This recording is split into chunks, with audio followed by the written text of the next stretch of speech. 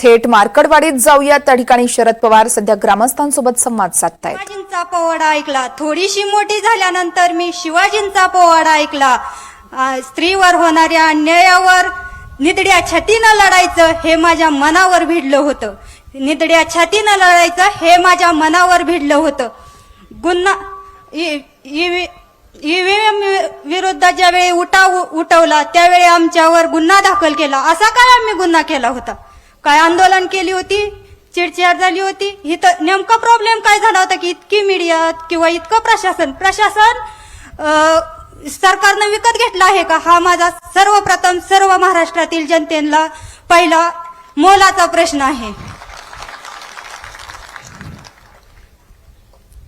गुन्ह्याविरुद्ध उभा राहायचं हे माझ्या सावित्रीनं मला तिसरीच्याच इतिहासात शिकवलं होतं. गुन्ह्याविरुद्ध उभा राहायचं हे माझ्या सावित्रीनं तिसरीच्याच इतिहासात शिकवलं होतं. न्यायाविरुद्ध लढण्यासाठी शिक्षण देण्यासाठी तिने त्यावेळी शेणच झेललं होतं.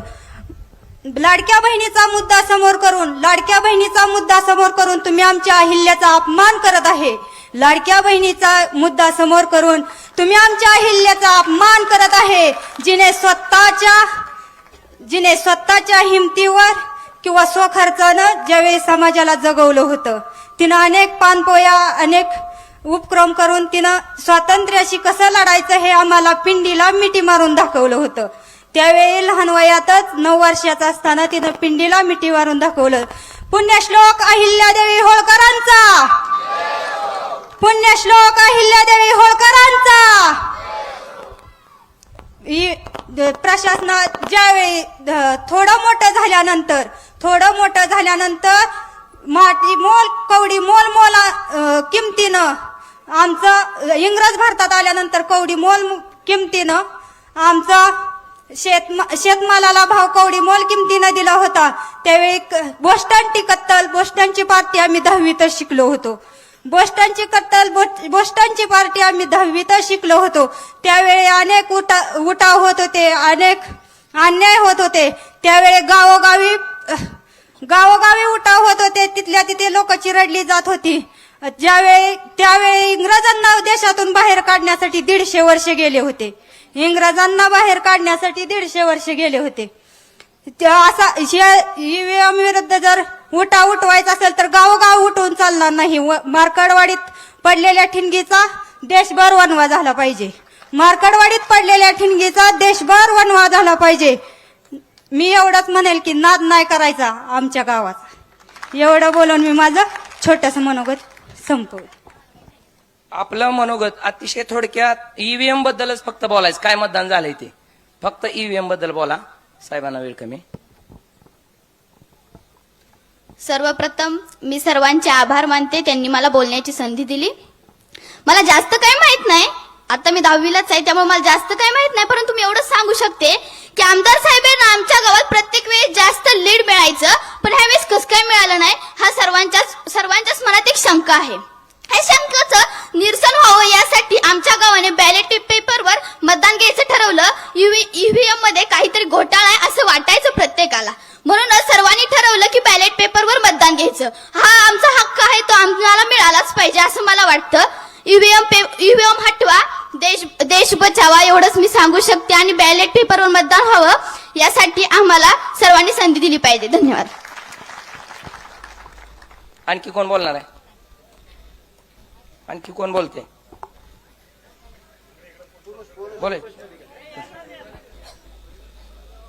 अतिशय कमी वेळेमध्ये आपण फक्त ईव्हीएम बद्दल जे काय बोलायचे ते फक्त बोल. आदरणीय साहेब, आदरणीय विजयदादा, आदरणीय भैया, माझं नाव विलास आदरट, मार्कडवाडी. पवार साहेब लोकसभेला माढा मतदारसंघातून उभा राहिले त्यावेळी इथनं अतिशय बहुमतानं आम्ही इथं मतदान केलं. विजयदादा उभं राहिले त्यावेळी इथून लीड होतं, धैर्यशील भयांना लीड होतं, पुन्हा त्या आपल्या जानकर साहेबांना लीड होतं. मग आताच काय त्या ईव्हीएमला भूत लागलं का काय असं वाटायला लागलंय मला. तर जे मतदान झालंय ते अतिशय चुकीचं आहे. साहेब तुम्ही लढा द्या, आम्ही तुमच्या बरोबर आहे. अतिशय म्हणजे ही गाव जाऊ शकणार नाही, विरोधात मत जाणारच नाही. गेलं कसं 200-300 मतं ठीक आहे, पण इतकी मतं जाणार नाहीत. त्यामुळं तुम्ही आमचं व्हीएमवर संशयच आहे. अख्ख्या महाराष्ट्रात साहेबांचंच कालचं स्टेटमेंट आहे. 72 लाख मतं राष्ट्रवादीला पडली, आमदार 10 निवडून आलं. 54 लाख मतं पडली, अजितदादाचं 47 आमदार निवडून आलं. केवढी तफावत ही सगळ्यांनी लक्षात घेऊन आम्हाला मदत करावी. साहेब आम्ही तुमच्या बरोबर आहे, आम्ही लढा द्यायला तयार आहे. ईव्हीएम बद्दल आमचा संशयच आहे. इथून पुढे आम्हाला बॅलेट पेपरवर मतदान घ्यायचंय अशी विनंती करतो आणि थांबतो. आणि मार्कडवाडीमध्ये आलेले लोक कोण आहेत? पवार कार्य जनतेने तर विधानसभेला दाखवून दिलं की लोकसभेचा खोटारडेपणा जो होता तो जनतेने नाकारला आणि विधानसभेला जनतेने आम्हाला भरभरून मतं दिली आहेत. धडपड करतायत. आणि मार्कडवाडीमध्ये आलेले लोक कोण आहेत? पवार साहेबांचे कार्यकर्ते आहेत. जनता कुठे आहे? जनतेने तर विधानसभेला दाखवून दिलं की लोकसभेचा खोटारडेपणा जो होता तो जनतेने नाकारला आणि विधानसभेला जनतेने आम्हाला भरभरून मतं दिली आहेत. मग एवढंच आहे तर मार्कडवाडीमध्ये यापूर्वी ज्या ज्या निवडणुकीमध्ये ईव्हीएमवर मतदान झालं त्या मतदाराची आकडेवारी जर बघितली तेव्हा का आक्षेप घेतले नाही?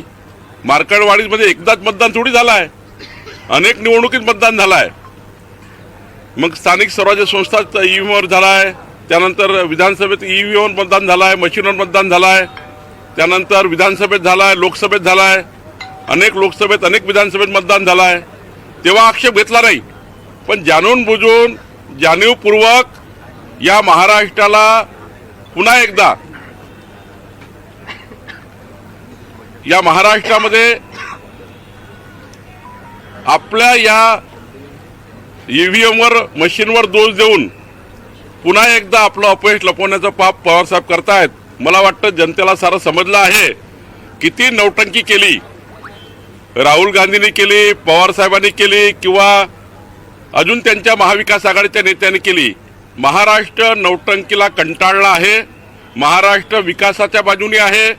महाराष्ट्राला महायुतीकडनं अपेक्षा आहे आणि महायुतीचं सरकार देवेंद्रजींच्या नेतृत्वामध्ये या महाराष्ट्राला प्रचंड ताकदवान आणि महाराष्ट्र हा देशातला क्रमांक 1चे राज्य करण्याकरता आम्ही काम करणार आहोत. सर, उत्तम जानकर म्हणतायत की मी राजीनामा देतो, बॅलेट पेपरवर तुम्ही मतदान घ्या, त्यासाठी मी तयार आहे. असा आहे, हा खोटारडेपणा आहे.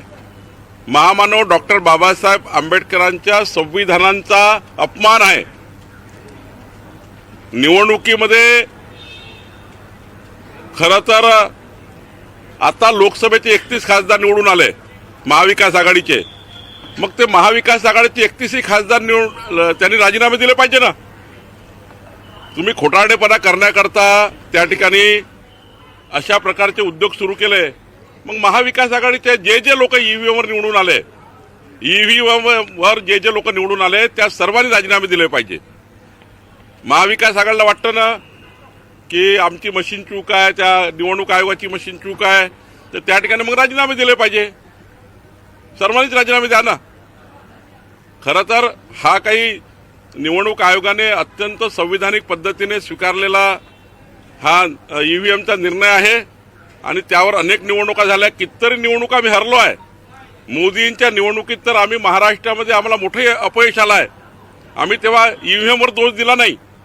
आम्ही तेव्हा आमचं चुका दुरुस्त केल्या. आमच्या निवडणूक जे काही पराभव झाला त्यातनं आम्ही काही शिकलो आणि त्यातनं आम्ही पुढे गेलो. पवार साहेबांनी या पराभवातून शिकलं पाहिजे आणि पुढे गेलं पाहिजे. खोटेपणा किती कराल तुम्ही आणि या वयात किती खोटेपणा कराल असं मला वाटतं. सर, मराठी भाषिकांचा महामेळावा होणार आहे बेळगावात आणि त्या बेळगावातल्या देखिए, शरद पवार साहब इन्होंने हार स्वीकार कर लेनी चाहिए. उनका बहुत बड़ा नुकसान ये चुनाव में हुआ. उन्होंने जिस प्रकार से झूठी बातें कही लोकसभा चुनाव में, वो झूठी बातें जनता ने नकार दी. और मार्कडवाड़ी में जो पवार साहब गए हैं उनको ये उम्र में इस प्रकार से झूठी बात कहना उनके उम्र के हिसाब से अच्छा नहीं है. महाराष्ट्र उनका सम्मान करता है और जो बातें वो कहते हैं अनेक चुनाव मार्केटवाड़ी में हुए, अनेक चुनाव महाराष्ट्र में ईवीएम पर हुए हैं और ऐसे चुनाव को उन्होंने कभी नकारा नहीं। उनके 31 मेंबर ऑफ पार्लियामेंट चुन के आए तब उन्होंने कुछ बोला नहीं। अब रेसिग्नेशन की बात कर रहे, कर लीजिए ना, सारे मेंबर ऑफ पार्लियामेंट महाविकास आघाड़ी के सारे उनके विधायक कर ले।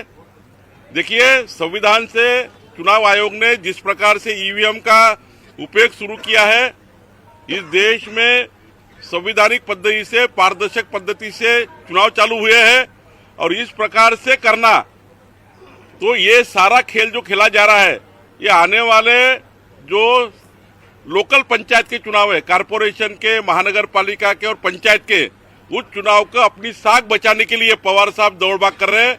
उनको मालूम है कि जिस प्रकार से नकारा गया शरद पवार जी को और महाविकास आघाड़ी को, आने वाले चुनाव में महाविकास आघाड़ी परास्त होने वाली है, जमानत भी नहीं बचेगी, ऐसा होने वाला है, इसलिए दौड़भाग कर रहे हैं।